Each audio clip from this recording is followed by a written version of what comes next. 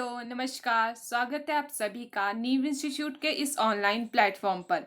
कैसे हैं आप सभी? आई होप आप सभी अच्छे होंगे। ये क्लास है साइकोलॉजी की और इस साइकोलॉजी की क्लास में आज हम डिस्कस करने वाले हैं एमसीक्यू क्वेश्चंस को। ये वो एमसीक्यू क्वेश्चंस हैं जो आपके प्रीवियस ईयर के क्वेश्चन पेपर से उठाए गए हैं। तो अपनी क्लास को स्टार्ट करने से पहले कुछ इन्फॉर्मेशन है जो मैं यहाँ शेयर कर देती हूँ आपके साथ। उसके बाद जो है हम अपनी क्लास को जो है स्टार्ट करेंगे।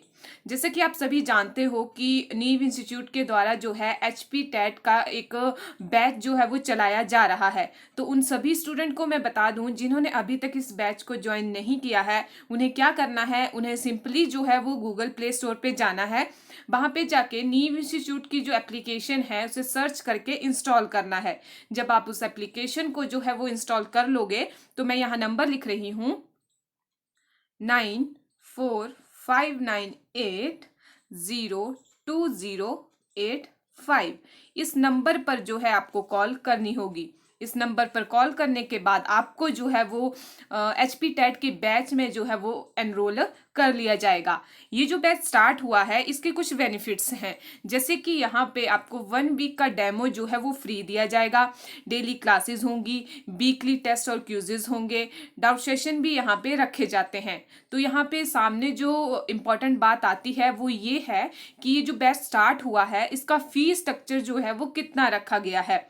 अगर मैं फी की बात करूं तो यहाँ फी रखी गई है 1999, यानी 2000 रुपए के अंदर आपको जो है वो यहाँ पर एक फुल बैच जो है वो देखने को मिलेगा। साथ में एक और इम्पॉर्टेंट बात आती है यहाँ पे, और वो है 20% डिस्काउंट फॉर बीपीएल स्टूडेंट। जो स्टूडेंट बीपीएल कैटेगरी से बिलोंग करते हैं उनको जो है यहाँ पर 20% जो है वो डिस्काउंट दिया जाएगा। तो ये सारी बातें होगी हमारे बैच से रिलेटेड और साथ में इसके फीस स्ट्रक्चर से रिलेटेड। तो चलिए आज की जो हमारी क्लास है उसे जो है वो स्टार्ट करते हैं। यहाँ से आपको दिख रहा होगा स्क्रीन पे फर्स्ट क्वेश्चन है हमारा। फर्स्ट क्वेश्चन क्या बोलता है, नैतिक दुविधा एवं नैतिक तर्कना को किस मनोवैज्ञानिक ने प्रतिपादित किया।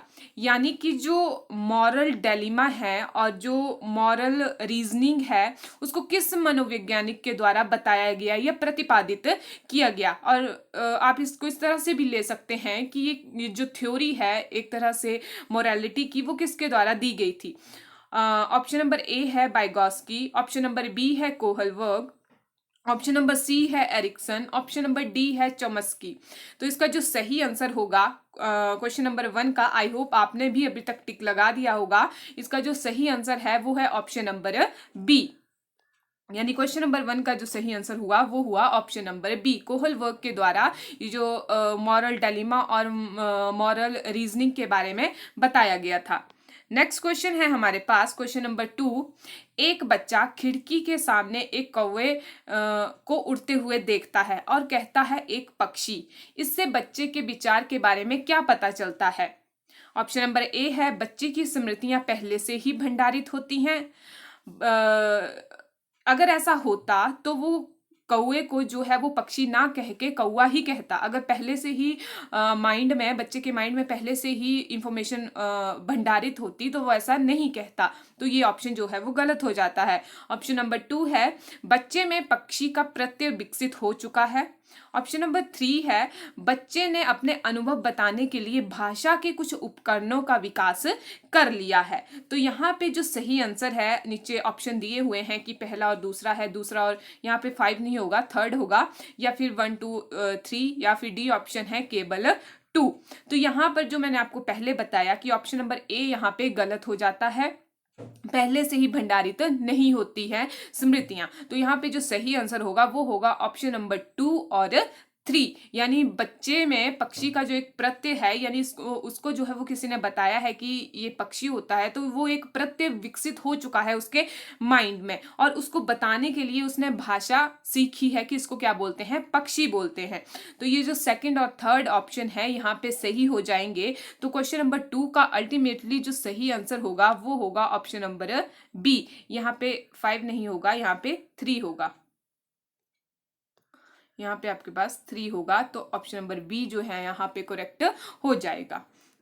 उसी तरह से क्वेश्चन नंबर 3 है आपके पास, व्यक्तित्व के सिद्धांतों में फ्राइड का मनोविश्लेषण सिद्धांत सबसे महत्वपूर्ण है। फ्राइड ने व्यक्तित्व के किस पहलू को सबसे महत्वपूर्ण बताया है? आपको पता है सिगमंड फ्राइड के द्वारा जो है वो मनोविश्लेषण का एक सिद्धांत, एक थ्योरी दी गई है और उसमें उन्होंने 3 अवस्थाओं की बात की है। कौन सी? चेतन, अचेतन और अर्धचेतन।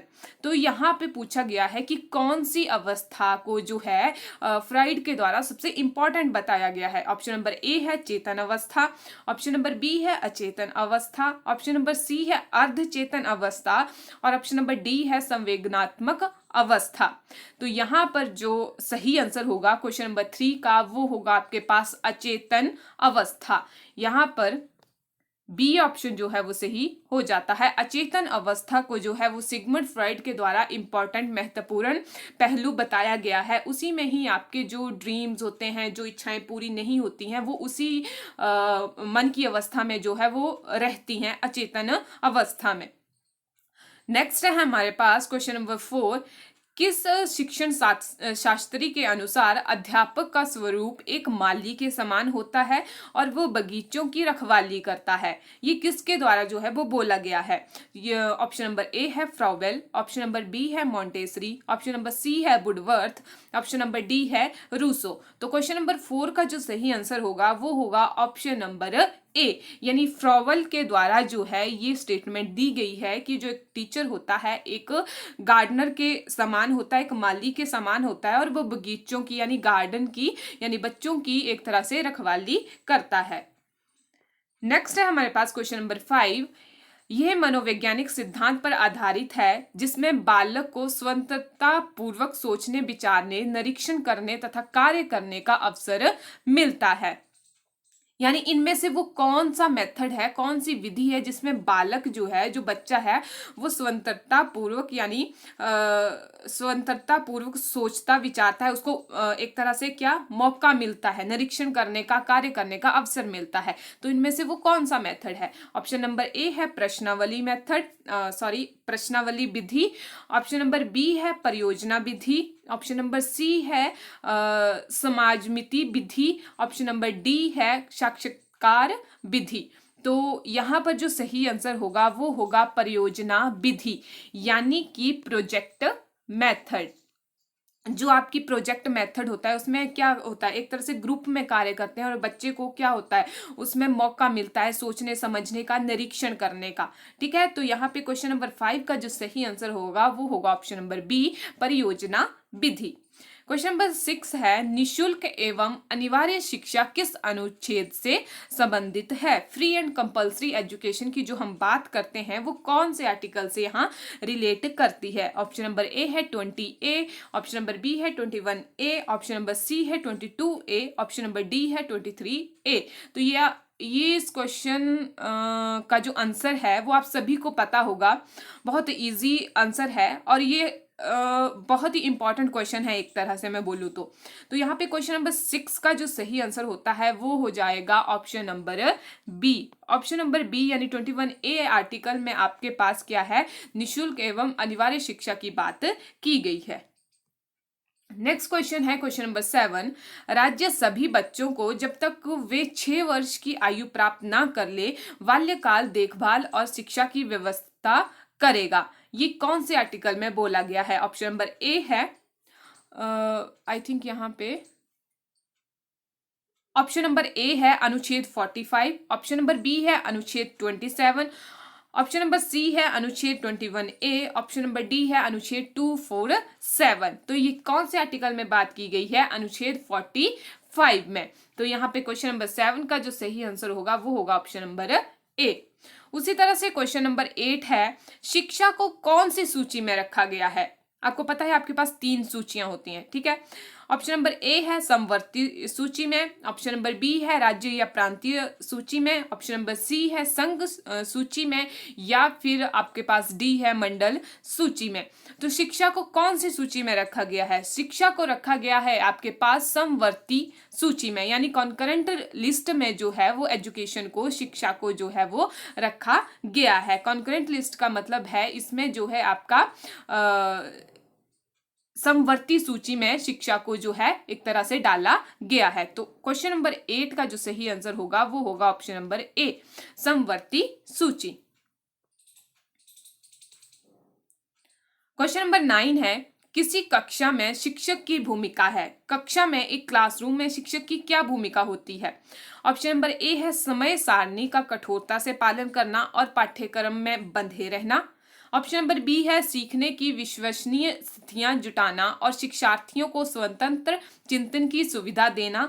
ऑप्शन नंबर सी है अपने ज्ञान से शिक्षार्थियों को परिपूर्ण करना और उन्हें शिक्षा के लिए तैयार करना। ऑप्शन नंबर डी है सीधे तरीके से ज्ञान पहुंचाना और शिक्षार्थियों को सही उत्तर के लिए तैयार करना। तो एक कक्षा में, क्लासरूम में टीचर